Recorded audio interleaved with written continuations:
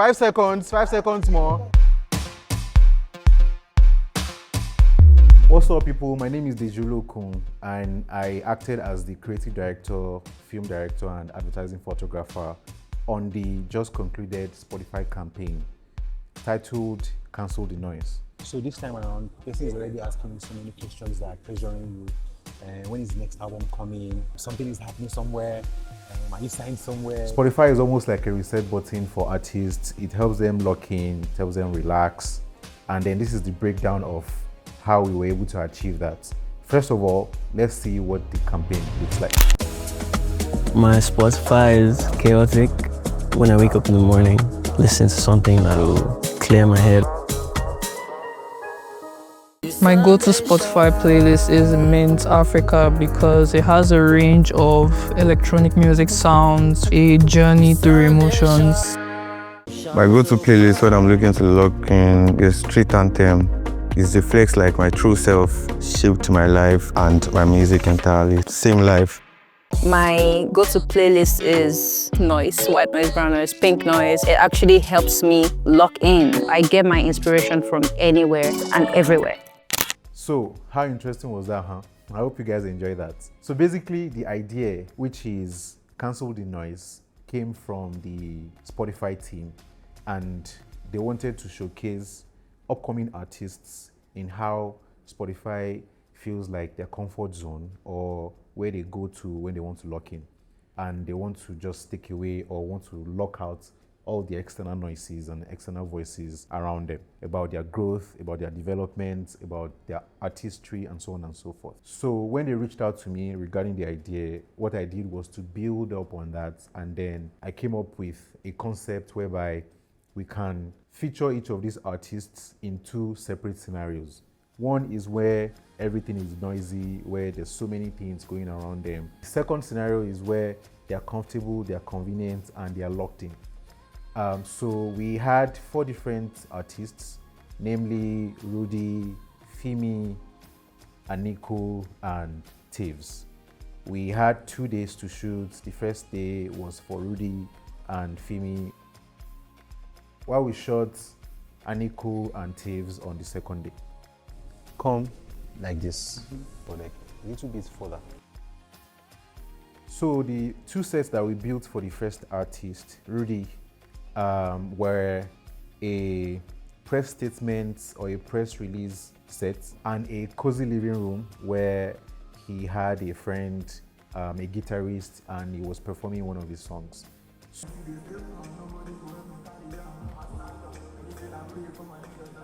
So the idea behind that was that he just came from a press release or a press statement set where everything was so rowdy and people were asking him so many questions that were not sitting right with him, and then he used his Spotify as the escape, and then he's locked in the second set where he's more relaxed with his Spotify, and then he's just performing to one of his songs. The second artist that we shot, Fimi, the same thing happened with her, but in a different set. We had 2 different set designs for Fimi as well. The first one being her wanting to perform on a stage and then being bombarded with so many questions regarding her artistry, her influences or inspiration, and so on and so forth. Yeah, good.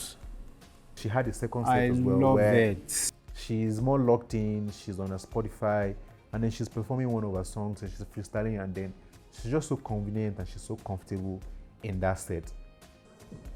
This time around, stay on now. Yes, stay like that, yes. All right, let's go back now, let's pull back now.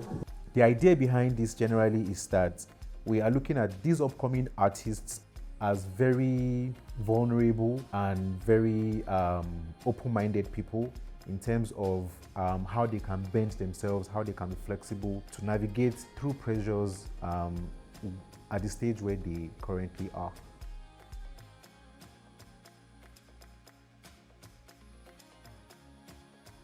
For the team, we had both the set designer, Chris, the director of photography, Manny, such impeccable eye for details, Manny.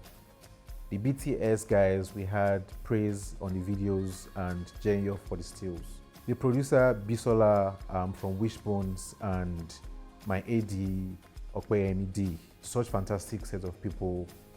It was a good time working with them for the 2 days on set.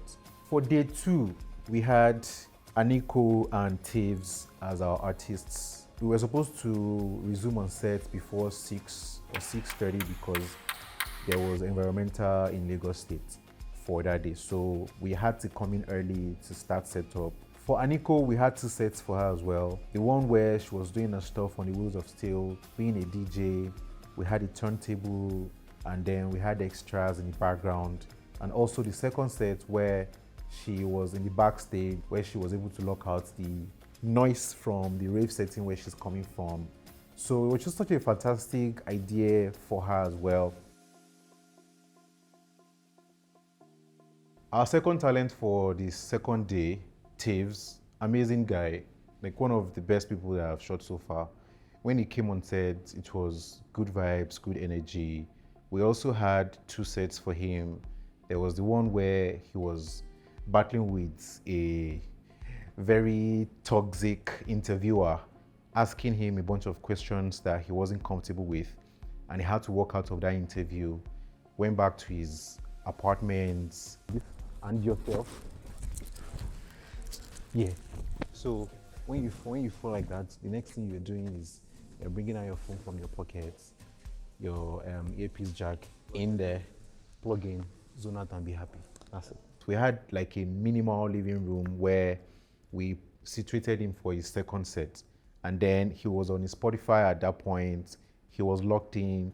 Just block out every other stuff or every other external voices or external energy that he did not want. Throughout the 2 days, we had interview sections for the 4 talents where we interviewed them about what their playlist is like or what their playlists are like, what they use Spotify for, how they use Spotify to lock in or to block out all the external noises. And cut. Let's do pictures.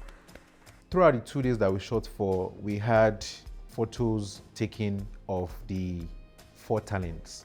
So what we did was we had to put them in those 2 sets that we situated them in to take the stills that will be used for out-of-home communications for the brand. And the light setups were a little bit different, but at the same time, they were similar in a way. Let's come here slightly. A little bit more. Yeah. Yeah, good. Yeah, she will look at me. Yeah, she will look at me. So that the campaign or the results from both the videos and the photos can be consistent. It was such an amazing experience working 2 days with these 4 talents and such a fantastic team to back me up on this project. Huge shout out to Wishbones, the production company, for pulling up, for coming through, and for covering our backs throughout from when we started the recce, first day, the second day, our wardrobe check, the third day, the first shoot day, and the 4th day, which was our final shoot day. Such an amazing experience. I will be doing more of this. And the wardrobe stylist, Zach Styling, for pulling up all the outfits that we worked with and different samples and ideas that we worked with. This is the second time I'm directing and photographing on the same set for Spotify. It's a beautiful experience every single time I work with the brand. I think we've done 4 or 5 projects for Spotify now. At this point, they're family to me. We have done such amazing stuff together, and every single time we do new stuff, it's always a challenge to push further and to do more and more exciting stuff. This is one of the reasons why I really love to work with Spotify as a brand that is really invested in design and communications. Directing this project is incredibly beautiful. I thought about it for a long time when I got the brief, and when I pitched the concepts that I had to the client, we had a little bit of back and forth regarding if the time that we had was going to take us through the entire project, because I had sort of like a bigger than life idea that I shared with them. So I was tasked with having to work with the 2 days that we had and then completing the idea. So being able to do all that in the 2 days and then ending just when we wanted to end, because For the first day, we ended like 6:30 in the evening, and the same thing for the second day. And we had like such extensive sets to build. So I find that to be incredibly amazing, and shout out to the team once again for covering my back throughout this project. I'm coming into a place where I'm finding it easier to work both as a director and a photographer on a set, because right now I think we have roughly like 4 or 5 different projects where I have acted both as a director and a photographer, which used to be a challenge before, but now I've been able to navigate things quite seamlessly, and I think that I would love to do more and more projects like this where we get to shoot both videos and stills on the same set. If you enjoy watching this video and the breakdown of everything that we have done, you should check some other videos that I've done similar breakdowns for different projects, and you should lock in, stay tuned, and subscribe to the channel for more videos that are coming from me. Peace.